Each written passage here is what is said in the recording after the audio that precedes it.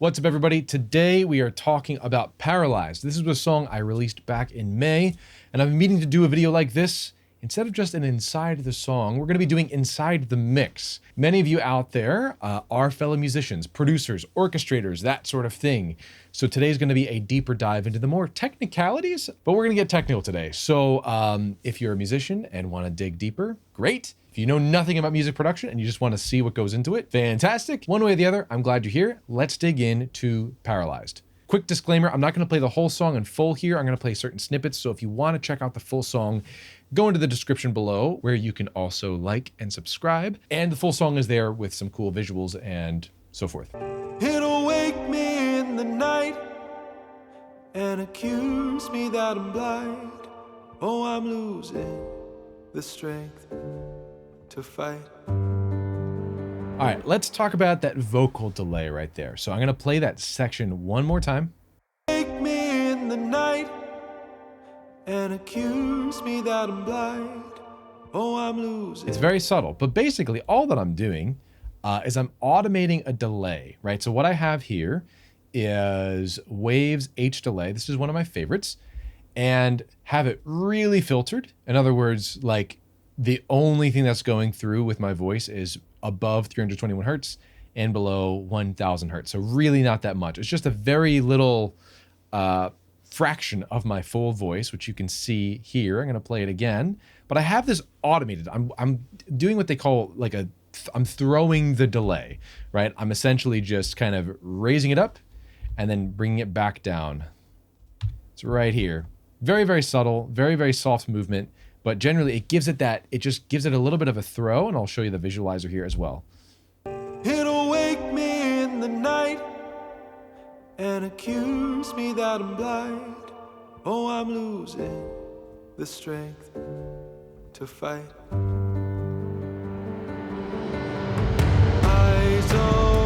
Yeah, let's talk about these drums. Okay, so classic Damage 2. Basically, it's just the ensemble as well as one of the generalized loops. There's like the Damage 2 ensemble and the Damage 2 loops. I'm using both here just to demonstrate again.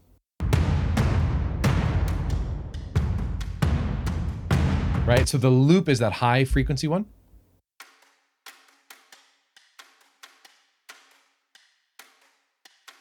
Okay, and then the ensemble.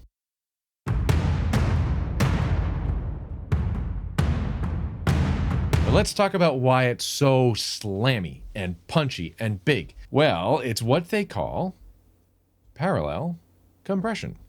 So if we look at my mix bus here, here's the ensemble, here's the parallel compressor. So I'm gonna play that same spot. Actually, let's play everybody. Let's have everybody play. I'm gonna mute the parallel. Here it is as normal. Eyes awake, but body's paralyzed. All right, so it sounds great. Now we're going to take that parallel compression off, and I'll explain what that is in a moment. Eyes awake, but body's paralyzed. Bring it back in. Mind afraid and spirit terrified. Muted. There's a darkness in the air. It's not terrible when it's muted. It really isn't, because Damage 2 is like way too good out of the box. But this just gives it a bit more of a beefy quality. So what's happening with parallel compression is I have some pretty hefty gain reduction happening here. It's being really, really compressed, okay? And it's also being sent not as a group channel, but as an effect channel, right? So these things are happening simultaneously. A group channel, everybody's going over here to my low perk group channel, but the send effect is it's literally happening in parallel. They're happening simultaneously. Eyes awake, but body's paralyzed. It's a really, really compressed signal. So when you have that kind of really compressed signal, it just fattens it up. You bring that in, you tail that in, as seen here, literally tailing it in. It's not the same exact level, just creating that extra width and depth and just beefiness that the super compressed sound is doing. If you want big cinematic percussion like this and you just want it to sound larger than life, having that kind of parallel compression goes a very long way. Now let's talk strings. We've got mostly Cinematic Studio strings, right? So all of this stuff here is just Cinematic Studio strings.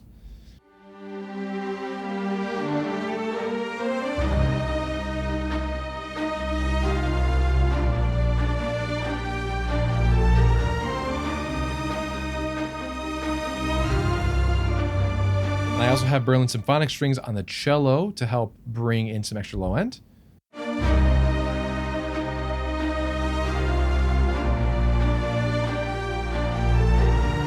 It's kind of Debussy actually, so it's like the high cellos are doing melody and the low cellos are doing the bass line. And then we also have those very cool swells that people really seem to like on Instagram when I first posted this right here. That type of stuff. Right? Or later on, we have kind of like the high sweepy stuff. Berlin strings sound effects. I think this one over here is like my favorite, right here. So what's happening there is actually like some of the strings going down, some of them going up, which creates this sort of, it's like a spreading effect. It's pretty neat. But let's talk about some processing with these strings. I really should do a whole video on this. There are 3 things that I find are exceptionally helpful with strings. I mean, there's a lot of things, but these 3 specifically, well, 4. 4 things specifically. First thing is the Puigtec EQ, especially with Cinematic Studio strings, which are very, very, very, very, very, very dark by nature, just to do a little bit of a brightening up in the highs here. But I find this EQ especially gives it just it like thickens it out in a very cool analog way. So I'm gonna solo these strings again here. This is on my whole strings group, by the way. I'm gonna mute this.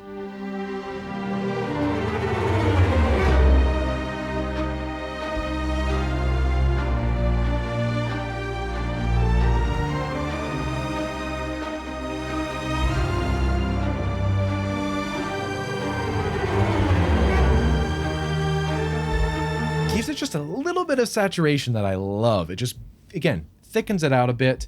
So we have that. This is going to get a little complicated, so bear with me. This honestly could be its own video. But basically what I'm doing here is I'm creating a parallel chain using Blue Cat's patchwork, which is basically just doing kind of like that parallel compression thing I talked about, where I'm literally taking the left signal and sending that to the right. I'm taking the right signal and sending that to the left. Why am I doing this? It's using this doubler plugin, and it's literally, I kid you not, like the left signal's going 45 right, right signal's going 45 left, with a little bit of some modulation and delay, detuning things, like just a little bit of a subtle changes.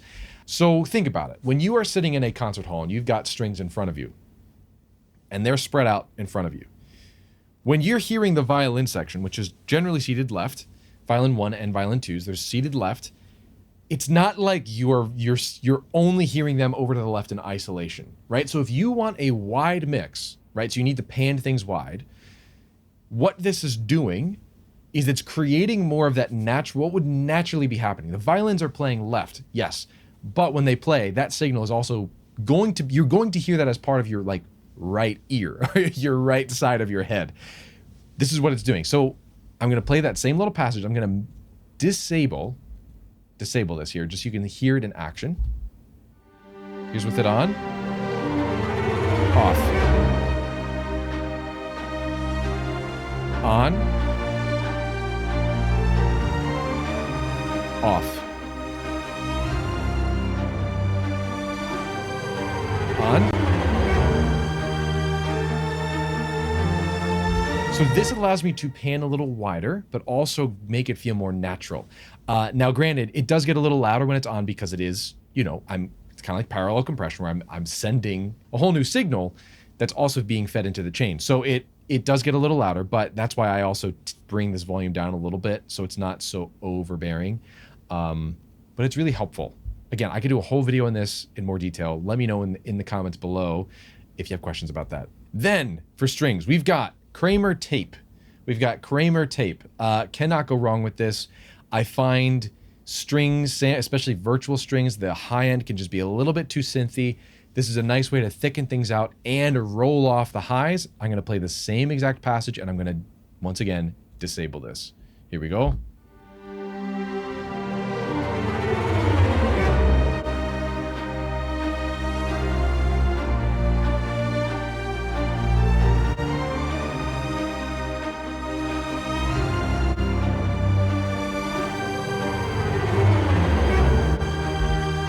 right? When it's off, it's just a little fizzy. It's a fizzy sound, which can start to sound synthy and not like live real strings.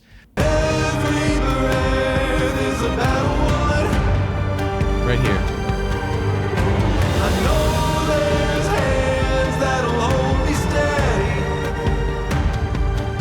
but I still shake when midnight. Right, and I even noticed like suddenly the vocal pops a little more when the Kramer tape is on, because those high-end fizzy strings are not, it's not too overbearing, you know? Then, lastly for strings, Gullfoss. I've talked about this in the past on a previous YouTube channel, which may or may not be coming back. But Gullfoss is amazing. I can't emphasize it enough. It just, because orchestra writing is so dynamic and there's so much range differences and there's so many like things that happen, Gullfoss is very, very good at keeping things controlled, especially in the mid-range. Same spot, same spot.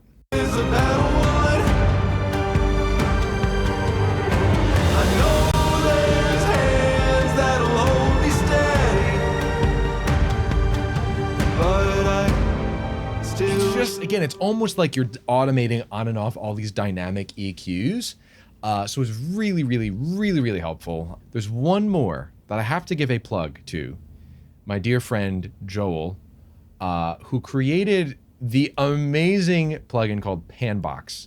I am not sponsored. This is not a sponsored video, but I swear by this plugin. Let's talk about it because it's amazing. With every orchestra mix ever, in the history of ever now, I use PanBox to pan. Why?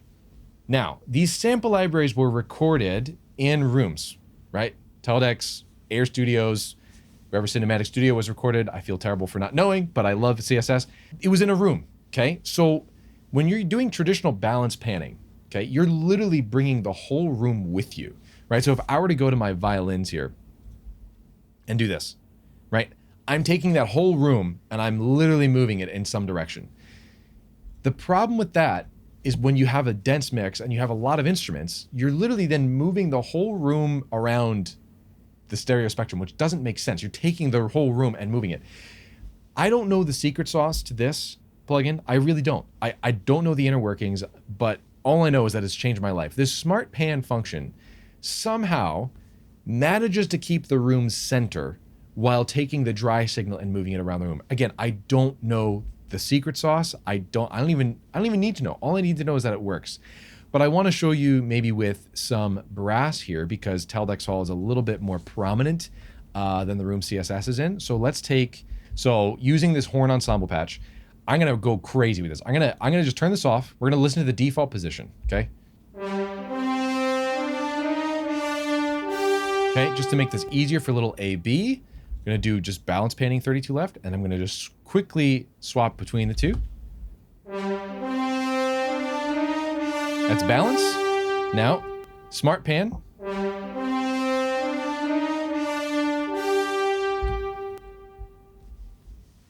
I don't get it, but it's amazing. It's like, okay, Teledex Hall is still front and center, but the horn is left. Versus balance panning, it's like I'm taking some giant machinery and taking Teledex Hall and just like slamming it over to the left side of the stage. I don't know how it works, but it works.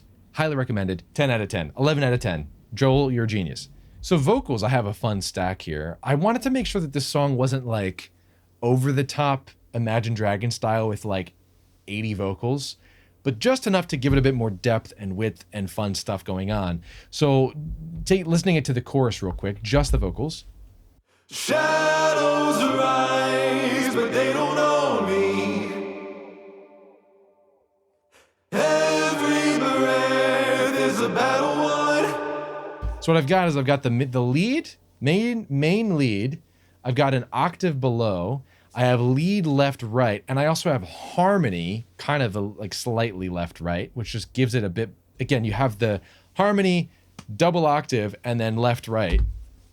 Shadows arise, but they don't own me. And I sort of wanted it in a way that that lead vocal wasn't just still on top of everyone else. So you'll hear the difference between the verses, when you listen to the full song, the verses and the chorus vocals, how the lead vocal kind of just goes into the mix way more. And then you have sort of just this, almost like a little bit of a choir. Again, it's not a crazy amount. What do I have? 1, 2, 3. I've got 6 stems here. Every breath is a battle won.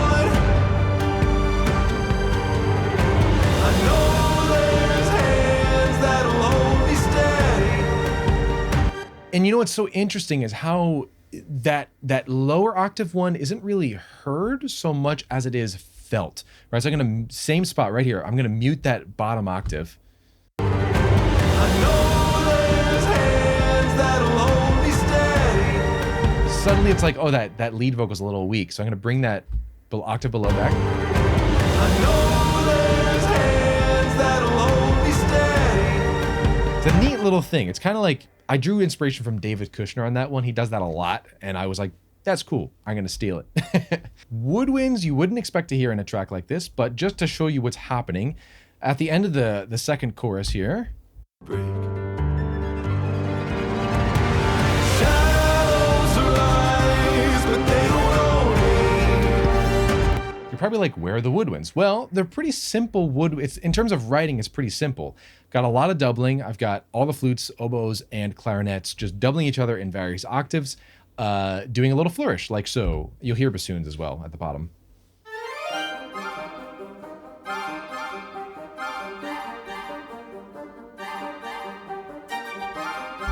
Right? It's pretty straightforward. So it's the kind of writing that you're going to feel more than you hear, right? So I'm gonna turn them on and I'm gonna turn them off. Every breath is about one. I know there's hands that'll hold me steady. Here's the thing with woodwind mixing in a hybrid track like this, if it were like a more traditional classical style, I might have pushed the woodwinds a little bit louder. But this, again, the emphasis was really that brass stuff, the big drums, the strings. The woodwinds are adding energy here. Let's talk about that. There's a big boom at the bottom. If you hear that in the climax, so like sort of this swell here, I'll play it. To break. Shadows arise, but they don't own me. So what I literally have there is an omnisphere boom, like an omnisphere one shot. I have it here. It's kind of like a nuke going off in an NES game is what it sounds like. And it really helps. Again, it just adds to that. You have the swell and then the hit. It's almost like an EDM dropping away. To break. I'm gonna mute it. Shadows arise, but they don't own me. Doesn't have the same impact, but then when you bring it back, Shadows arise, but they don't own me. there's so much mixing stuff I could go into with this, but honestly, that would deserve its own set of videos and its own set of information. So if you're into that sort of thing, let me know. Seriously, I would love to provide that for you if there's enough interest out there for that. Thank you so much for watching. If you want to take a bit more of an emotional deep dive into one of my songs, check out this video here, which is an inside the music, inside the song of Sleeves, one of my more recent singles as well. So thanks again for watching, and I'll see you in the next video. Take care.